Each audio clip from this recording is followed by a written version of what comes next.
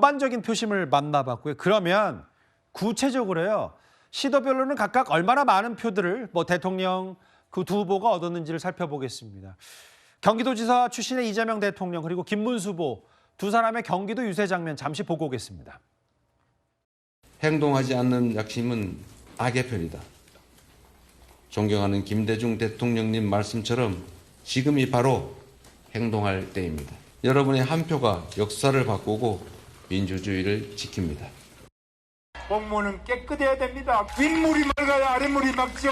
가장 더러운 물, 가장 위험한 독소를 가진 물을 대통령이라는 제일 윗물에다가 갖다 놓으면 살 수가 없죠. 그러면 이제 전국 시도별 득표율부터 먼저 살펴봐야 될 것 같은데 아까 빨간색과 이제 파란색 여러 전국 득표율을 좀 살펴보도록 하겠습니다.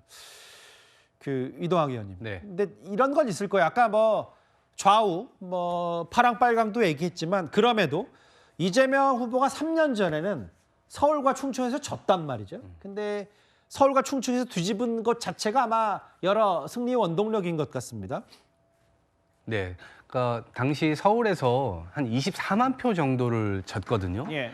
그런데 당시에는 부동산 이슈가 굉장히 컸던 이 흐름도 있었고요. 그러한 측면에서 마지막까지 고전을 좀 면치 못했던 측면이 있습니다. 그런데 이제 그런 부분들에 대해서 이번에 일찌감치 사과나 이런 것들을 하고 그다음에 정책에 대한 어떤 전환 이런 것들을 확실하게 보여주면서 예. 서울 시민들 역시도 좀 다른 측면에서 바라보기 시작한 것 같고 예. 특히나 선거 전 들어오기 전에 오세훈 시장에 의해서 이 부동산 부분이 완전히 이제 국민의힘이 약간 마이너스적 요소를 안고 시작을 했습니다. 예. 그런 부분들이 좀 상쇄됐던 측면들이 있는 것 같고요. 이 서울에서도 결국은 굉장히 많은 표심들이 결국에는 이 계엄이라든가 탄핵 이런 국면들이 좀 많이 작용되지 않았나 싶고요. 특히나 이제 자영업자 경제 이런 것들이 이제 지금 많이 침체 요소로 들어가고 있고 또 특히 지금 몇몇 지역 같은 경우는 부동산 이 상가 공실률 자체가 굉장히 많이 올라와 있는 상태입니다. 그렇기 때문에 서울임에도 불구하고 지역 경제 자체가 무너져 있는 그 지역들이 굉장히 많은데 이재명 후보가 그런 경제 정책이라든가 이런 것들을 많이 이야기를 하면서 일정 부분 상대적으로 좀 우위를 처음부터 좀 가져간 것이 아닌가라는 생각이 듭니다. 아까 서울 25개 구별 여러 득표율도 봤지만 그럼 서울에서 이재명 대통령이 얼마의 득표율을 얻었는지도 한번 살펴보도록 할까요? 서울 지난 대선 때는 이재명 당시 후보가 45, 윤석열 전 대통령이 50이어서 당시 이제 서울에서 졌기 때문에 이재명 후보가 지난 대선 때 졌다라는 평가가 많았는데 그걸 이제 곧바로 다시 되갚은 셈이 됐어요. 지난번에는 5%포인트 정도를 졌다면 이번에는 거의 이것도 5% 가까이 이제 이재명 대통령이 이긴 셈인데요. 윤석 대변인, 서울에서의 다시 신승을 거뒀다는 게 아까 이동학 의원은 오세훈 시장의 토어제 이런 여러 그 전에 있었던 부동산 문제도 있지만 결국은 저게 이제 보수층이 서울에 있는 보수층이 합리적 보수층이라고 생각을 한다면 결집을 좀 못했고 이게 이제 계엄에 실망한 사람들이 서울에서도 중도표가 이탈하지 않았나 이런 생각을 할 수 있는 겁니까? 제가 볼 때는 이 구도 자체를 지난 대선, 그러니까 윤석열, 이재명 두 분이 격돌을 했던 그 대선과 같이 보기는 어렵다고 봅니다. 예. 이준석 후보가 10% 가까운 표를 각 지역에서 고루 얻었단 말이죠. 예. 서울 같은 경우도 10% 가까이 얻었기 때문에 그럼 그거를 빼고 김문수 후보가 이재명 후보하고 맞섰을 때 이제 40%가 넘어서 한 5%포인트 차이로 서울에서 졌다. 예. 그러면은 지난 선거에서는 윤 대통령이 서울에서 이겼는데 어떻게 된 거냐? 이 질문이잖아요. 예. 이게 좀 안 맞죠.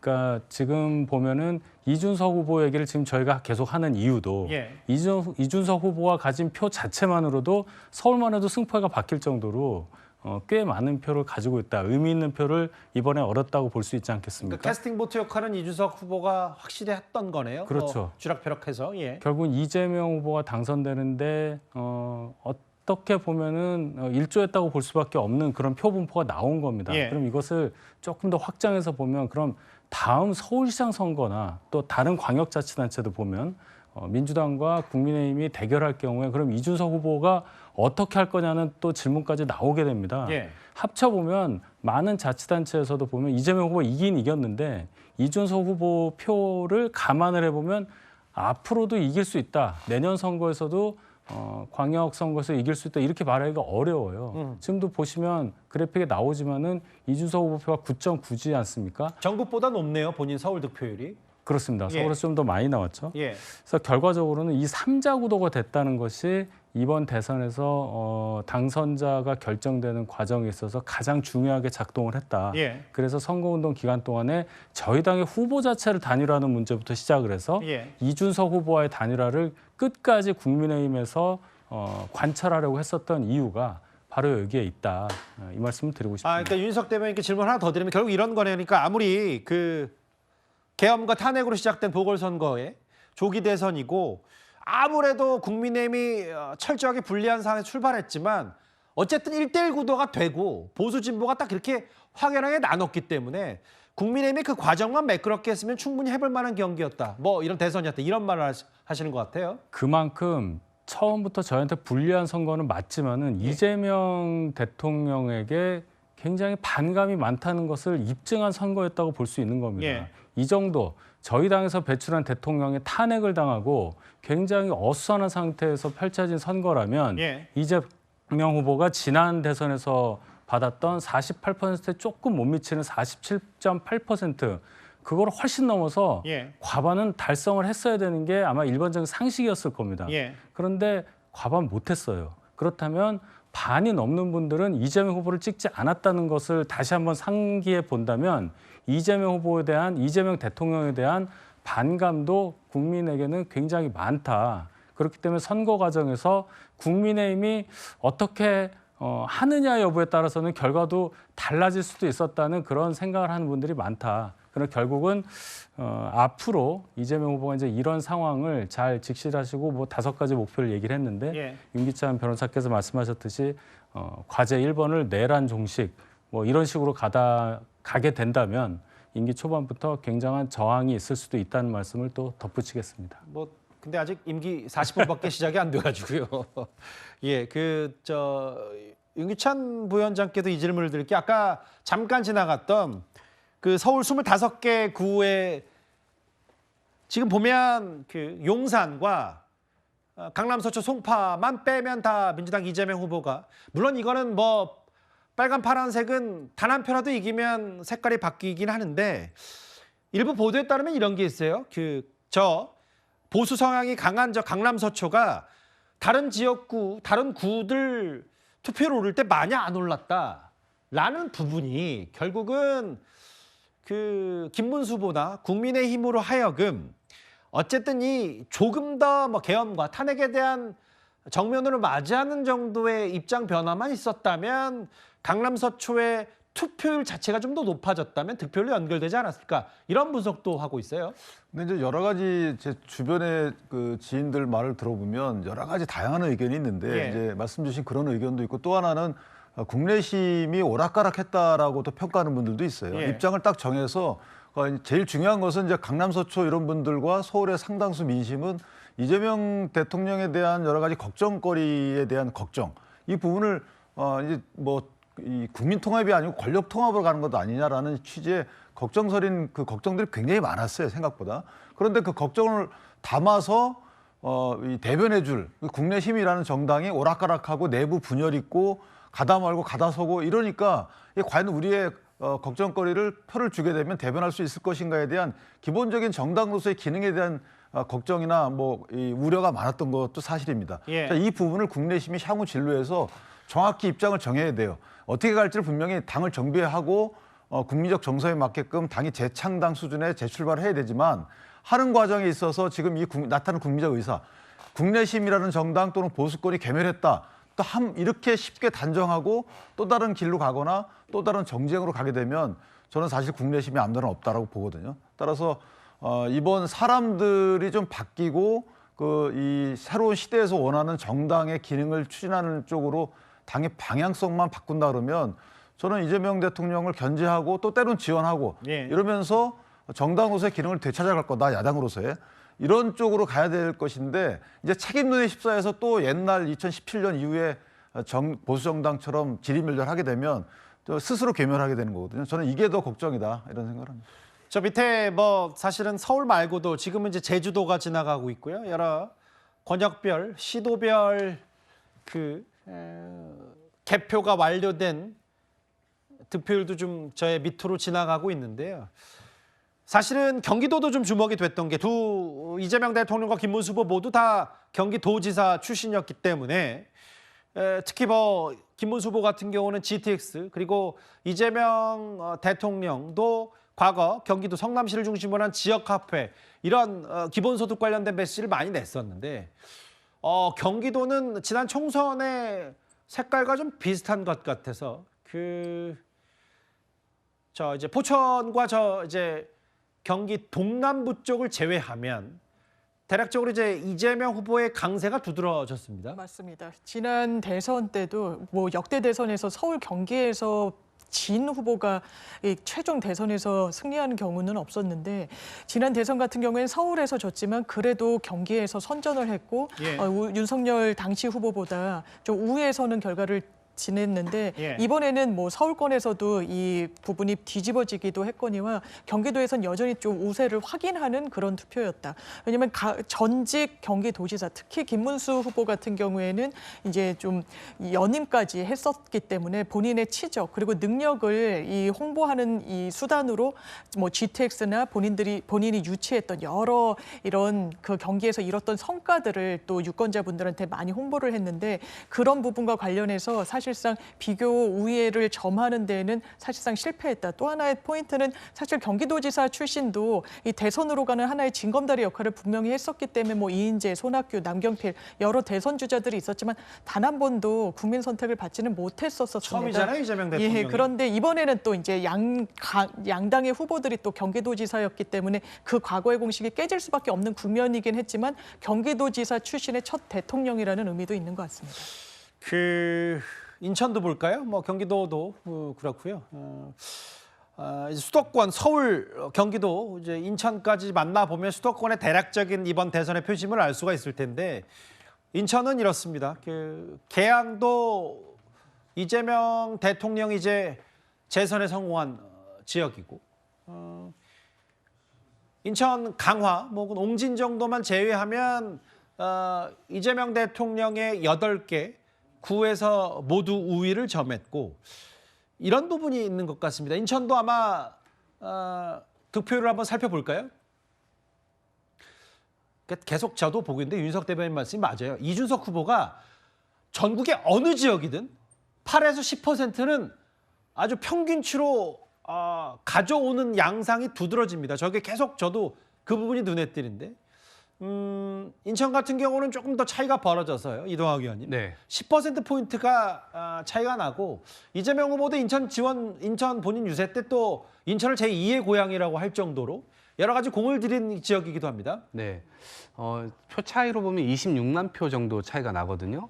그런데 이제 이재명 후보는 지금 100만 표 정도를 얻은 것이고 김문수 후보는 77만 표 이렇게 얻은 수치가 나는데 예. 이제 퍼센트로 보면 굉장히 큰 표 차이가 나 보이는 것처럼 보이지만 실제로는 그냥 26만 표 차이고. 예. 근데 이제 이준석 후보가 저렇게 17만 표 얻어갔다. 이 표의 성격을 좀 잘 봐야 될 것 같습니다. 어떻게 해요? 보수가 이렇게 분열되어 보이지만 사실은 똑같은 이제 보수 정당이라고 이제 보이기 때문에 그런데 이 표의 성격은 좀 다르다고 봅니다. 저게 예.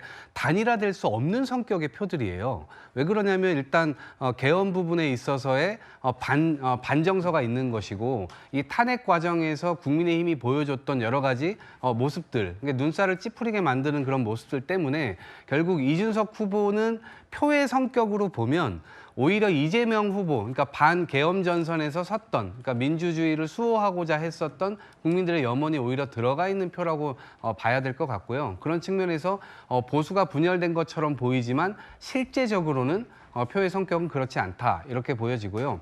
그리고 인천은 그러니까 이 접경지잖아요. 그러니까 특히나 강화도가 있고 연평도, 백령도 이제 이런 데들이 지금 주로 다 빨간색으로 표시가 되어 있는데 전통적으로도 그렇습니다. 지난번에 보궐선거를 했을 때도 민주당이 강화도에서 실제 35% 정도, 그러니까 매번 선거 때마다 35% 정도를 얻고 나머지 60% 이상을 국민의힘 보수 정당에서 이제 얻어가는 그런 모습들을 볼 수가 있는데요. 예. 앞으로도 이러한 부분들이 이제 접경지대에서의 어떤 정책 변화나 이런 것들을 통해서 얼마만큼 민주당이 또 약진할 수 있느냐에 따라서 달라질 수도 있는 문제지만 예. 지금으로서는 보수세가 여전히 좀 강구한 모습 이런 것들을 볼 수가 있습니다. 각 권역별로 살펴보고 있는데 여전히 그럼에도 가장 좀 주요하게 봤던 건 항상 그렇듯 캐스팅 보트로 꼽혀온 대전, 뭐 세종, 충남, 충북 이 충청권인데요. 한번 만나볼까요? 이재명 대통령의 득표율을요. 충남은 15개 구시군. 근데 이제 오히려 권역별로 이제 구로 나눴을 때는 김문수 후보가 좀 우세했고요. 쭉쭉 볼까요? 그런데 이제 충남 개표 완료는 47%, 47대 43대 8. 다음도 보겠습니다.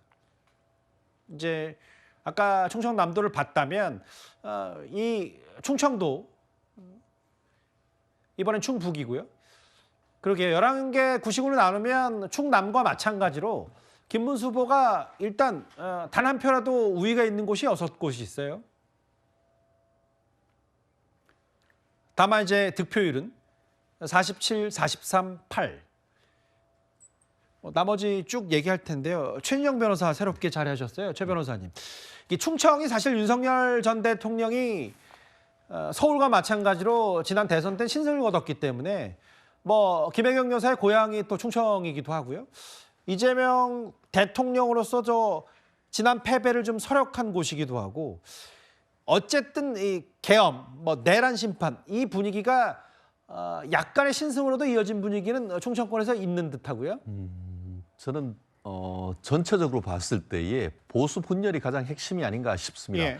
뭐 다들 지금 분석하고 있습니다만 처음에는 그 뚜껑을 열기 전에는 뭐 한 과반을 넘을 것이다 이재명 후보가 그랬습니다만 실질적으로 이제 뚜껑을 열어봤더니만 그러기보다는 결국 지난 대선에 있었던 20대 대선에 있었던 곳과 거의 비슷한 그런 어떤 그 지형을 보이고 있는 것 아니겠습니까? 잠시만요, 최 변호사님. 저 축실문인데 정말 죄송해요. 왜냐하면 지금 선관위 잠깐 더 1시간 만에 연결을 해야 될 게 앞서 오전 6시 21분에 대통령 이재명 대통령 임기가 시작됐는데 노태학 선관위원장이 지금 박찬대 상임선대위원장 박찬대 당대표 권한대행에게 당선증을 교부했습니다.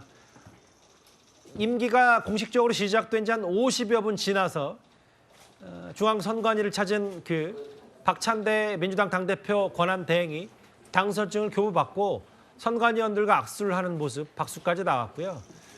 이제 공식 임기가 시작된 지는 이제 시간이 1시간 다 돼가고 일단 당선증을 교부받고 아마 이걸 이제 여의도 국회로 가서 이재명 대통령에게 전달을 할 테고 선관위가 이번 6.3 조기 대선을 준비했던 모든 절차의 마무리까지 다 마친 것 같고 당선증까지 교부받았습니다. 최인정 변호사님 죄송해요. 선관위 잠깐 다녀왔는데 어찌 됐건 이런 뭐 계엄과 탄핵에 대한 심판 성격보다는 최인정 변호사께서는 이번 대선의 국민의힘 패배를 보수 분열로 판단한다. 그렇습니다. 저는 기본적으로 이제 그 김문수 후보와 그 이준석 후보의 합을 해보면은 예. 실질적으로 지금 그 조금 전에도 충청도에서 특히 충북에서도 보다시피 지금 이재명 후보보다도 오히려 더 많은 부분을 볼 수가 있습니다. 예. 그렇기 때문에 이번 같은 경우에 물론 어떤 그 12.3 비상기엄에 대한 심판적 성격도 있었지만 결국은 대선이란 것이 다른 지방선거라든가 총선과 달리 가장 이념적인 성향, 이념적인 투표로 이렇게 그 환원이 되면서 각각의 진영이 그 전체적으로 최대한 결집했는 부분을 볼 수 있는 것 같습니다.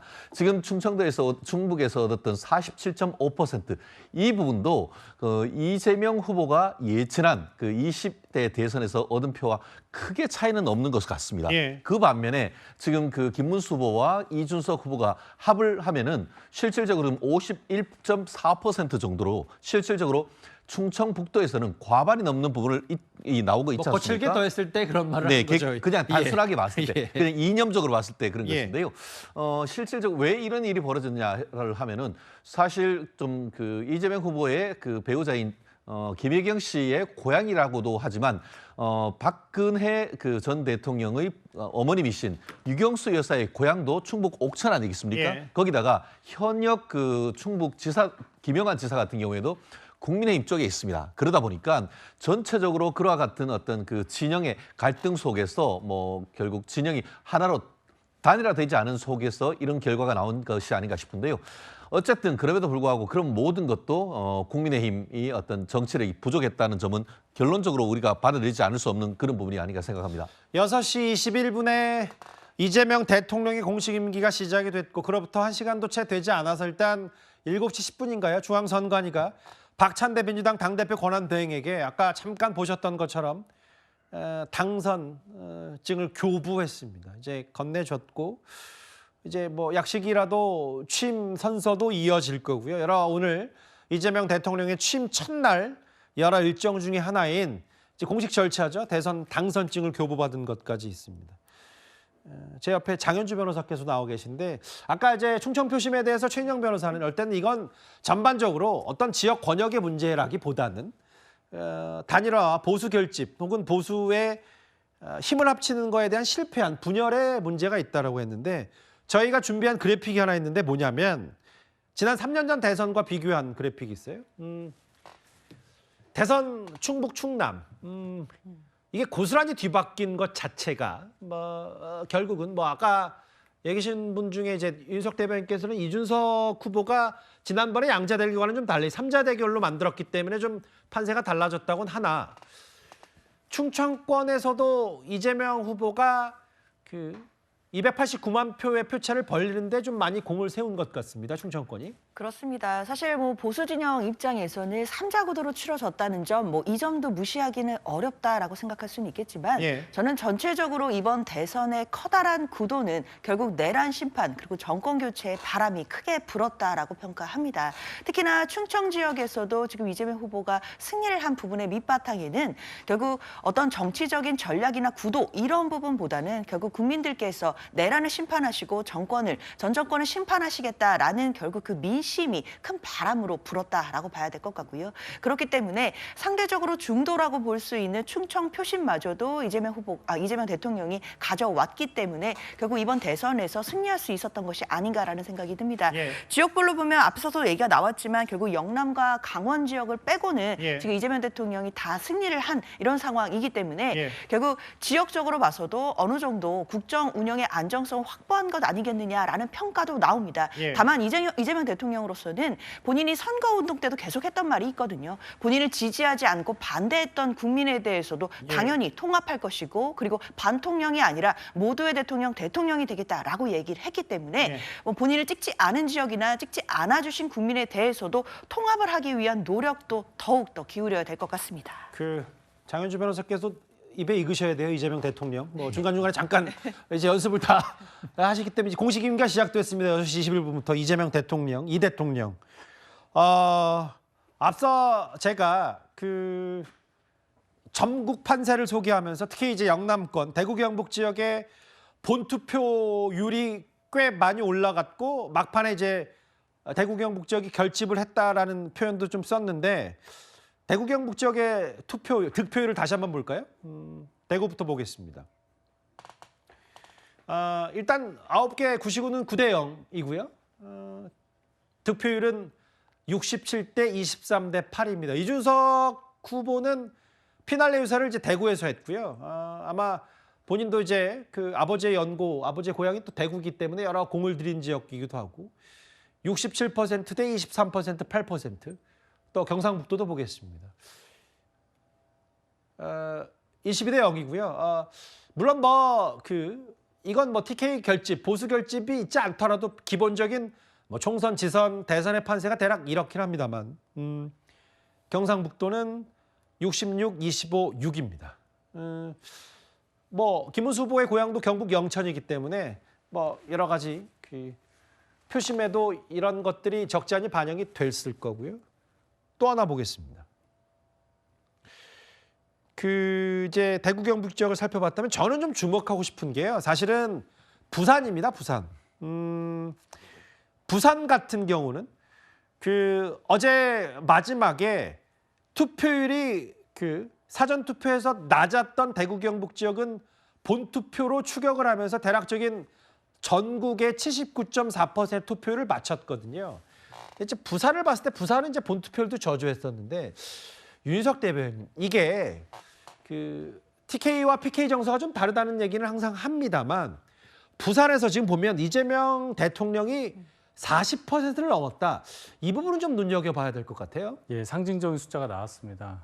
민주당에서도 이제 당초의 목표가 영남권에서 4자를 한번 찍어보자. 뭐 그런 얘기를 많이 했는데 부산에서 4자를 찍어서 이제 40%가 넘는 득표를 보였다. 그러면서 뭐 민주당에서는 대단히 고무될 수 있을 만한 그런 결과겠죠. 예.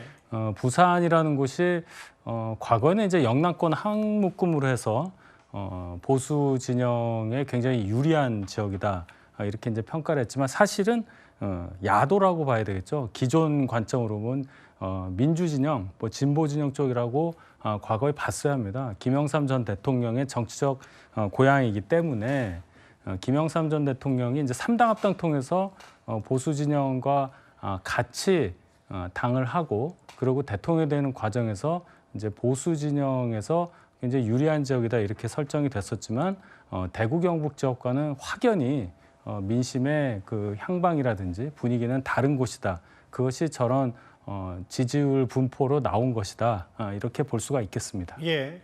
그러면 저희가 따로 준비한 이제 것도 있어서 부산은 이제 51대 40이고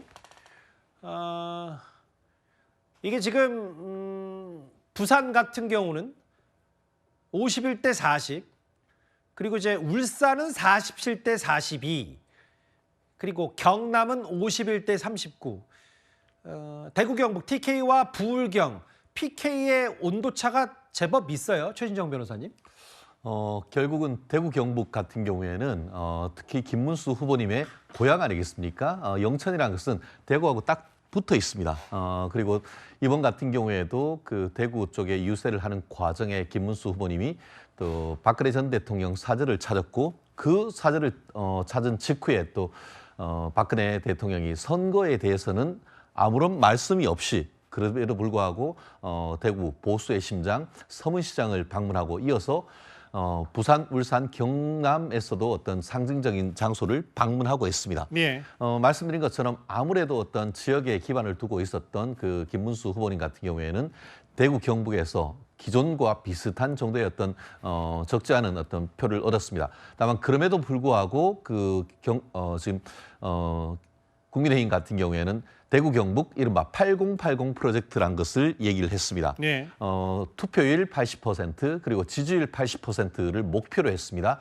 근데 투표율 같은 경우에는 얼추 비슷하게 맞았습니다만 득표율에 있어서는 한참 그에 못 미치는 건 아니겠습니까? 지금 좀 전에 보신 것처럼 경북 같은 경우에도 지금 67% 전후, 그러니까 70%도 채 되지 않는 이런 부분이 있기 때문에 예. 이 정도 가지고는 사실 그 호남이라든가 아니면 충청도, 특히 충청도에서 충분한 득표를 얻지 못할 경우에는 승리하는 것이 굉장히 어려웠었는데 거기다 더해서 지금 이번에는 그 민주당 출신 민주당의 TK 출신 첫 대통령으로서 우리가 남이가 제명이가 남이가 했던 것이 일정 부분 경북에서도 조금 작용했던 점이 있었던 것 같습니다.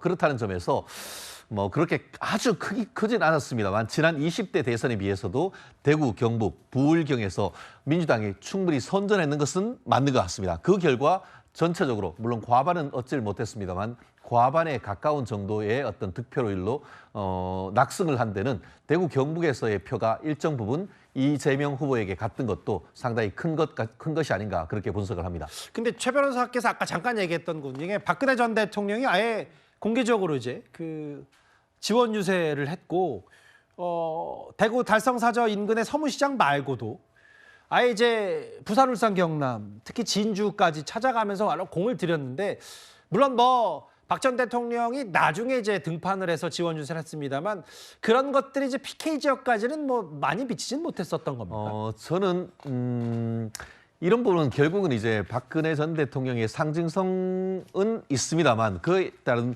파괴력은 대구 경북과 부울경이 조금 다르다라는 점을 이번에도 좀 보여준 것이 아닌가 싶고요. 예. 그리고 그것보다도 오히려 근본적으로는 지금 말씀드린 것처럼 단일화 실패. 실제로 지금 그 김문수 후보와 이준석 후보의 표를 단순 결합을 하면은 전체적으로 봤을 때에 그 윤석열 전 대통령이 얻었던 표와 큰 차이는 없습니다. 예. 정말 미미한 차이밖에 없는 그런 상황이기 때문에 이런 부분은 어떤 뭐 정치적 상징으로서의 그 박근혜 전 대통령 내지는 이명박 전 대통령이 알겠습니다. 어떤 메시지를 냈던 그것보다는 말씀드린 것처럼 이념 자체는 이렇게 결집을 했습니다만 예. 후보가 분산되는 과정에서 그것이 어떤 그 박근혜 전 대통령의 영향력도 제한적일 수밖에 없는 그런 상황이 아니었나 분석을 합니다. 알겠습니다. 그 대구 경북 지역과 부산, 울산, 경남의 이재명 후보와 김문수 후보의 그 득표율 온도차 얘기를 좀 해봤고 권역별로 저희가 서울을 중심으로 해서 이제 부산, 경남까지 전반적인 표심을 한번 대략적으로 훑어봤습니다.